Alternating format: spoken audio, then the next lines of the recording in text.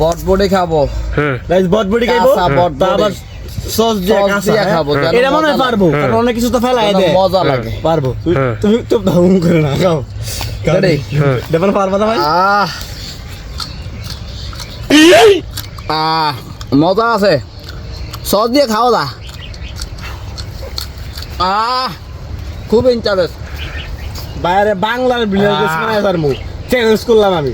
আর আপনারা সাপোর্ট দিবেন, আপনারা সাপোর্ট দিবেন যাতে বাংলার ভিলেজ হইতে পারে, আমার আশা। আপনারা অবশ্যই আমার কিছু কোয়ার নাই কাক ভাই, কাইলান কান্দি পুরোটা খান খান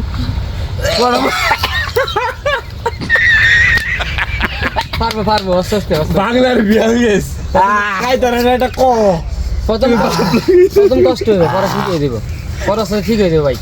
চেষ্টা করে